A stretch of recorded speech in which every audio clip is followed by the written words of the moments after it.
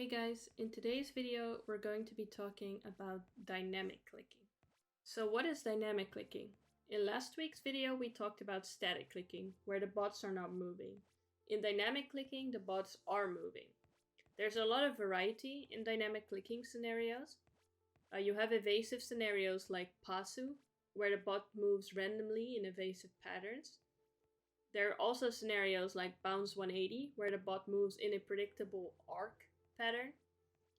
You also have scenarios like popcorn, where it's also a predictable pattern, but the target is so small that it's extremely difficult to hit the target.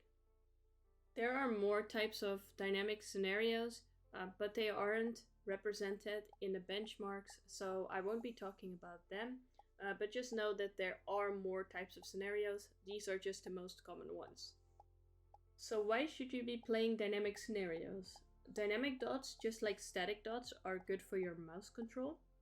Where static dots are good for flicking to a stationary point fast and accurately, for example for crosshair placement, dynamic clicking is closer to aiming in a real game, as your targets in real games will be moving in unpredictable patterns as well. Best way to compare dynamic clicking to real game scenarios would be, for example, in CSGO or in Valorant in a pistol round, as targets will be strafing left and right and you constantly have one bullet at a time to shoot. Using the wingman in Apex, or playing a hero like Cassidy in Overwatch. The optimal settings for dynamic are pretty much the same as static clicking, as the settings that are optimal for clicking count for both subcategories. Most good clickers have a low sensitivity, ranging between 40 and 60 centimeters per 360, and use a standard FoV of 103 Overwatch. As I said before, I always use 103 Overwatch and 3.5 Sens on 800 DPI. Personally, dynamic clicking is my best subcategory of aiming, as I've reached the Celestial rank, which is the highest rank you can achieve in the benchmarks. So let's talk about what technique you can be using when playing dynamic. I use a similar technique as static, where I do fast flicking between the targets with my arm and a slow micro adjustment with my wrist. The difference between static and dynamic is that you gotta micro correct to a target that is actually moving. So this is why it's useful to flick in the direction the bot is going, so that when your flick lands, the target moves into your crosshair. You also have to do a small bit of tracking to keep up with the target. So for dynamic clicking, reading skills are important. And what I mean with reading skills is reading the movement of the bot.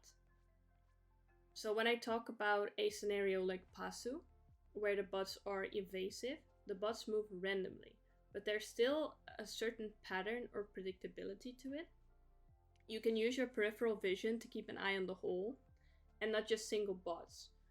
I also focus on clusters of targets when they are together, and I always know in my mind which is the next bot that I'm gonna go for.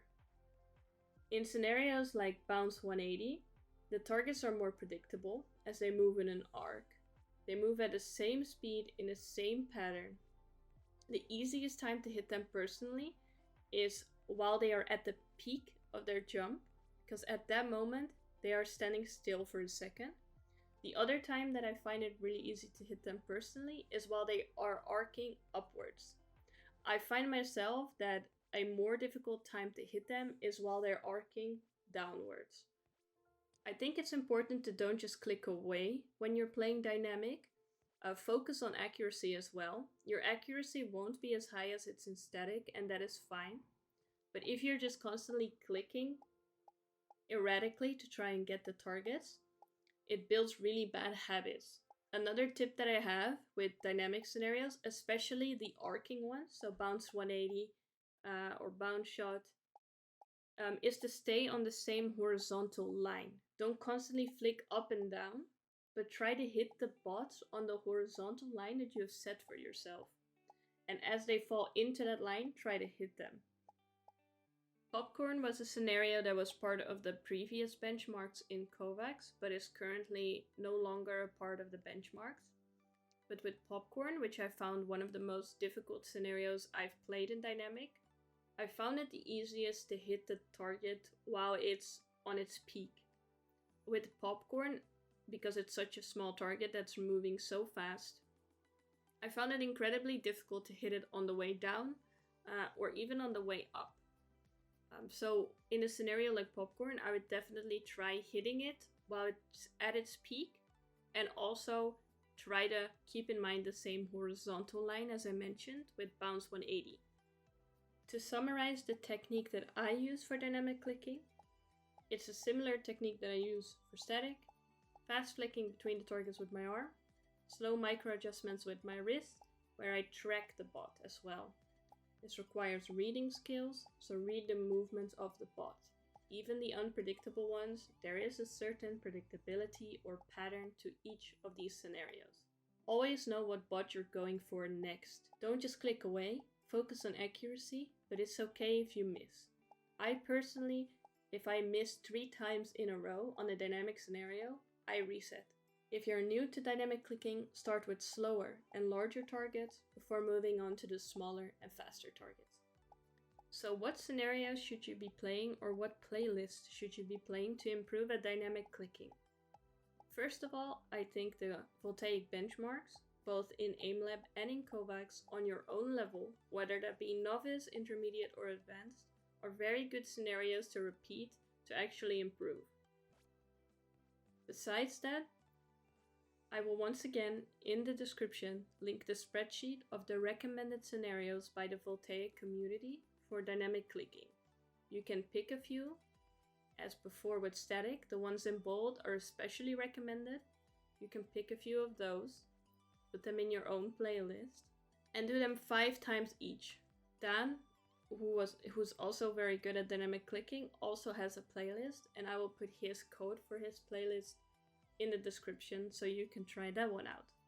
A lot of the playlists that you will find online for clicking will combine static and dynamic clicking, and I also think that's a good way to practice to improve your clicking by mixing static and dynamic scenarios.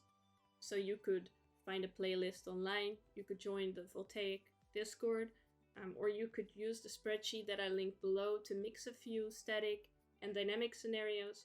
For example, pick 3 good static ones you enjoy, pick 3 dynamic ones, and when you pick the dynamic scenarios, I would pick different types. So put a pasu in there, put a bounce in there, a popcorn, or a floating heads timing, like mix it up. And the same goes for static, pick a different kind, 3 of each, so you have 6 in total, and do them at least 3 times per scenario, and you'll see a lot of improvement in clicking. This was it for the dynamic clicking video. As always, I hope it was useful for you. If you want to see more of these videos in the future, please subscribe to my channel. If you liked this video or it was helpful, leave a like.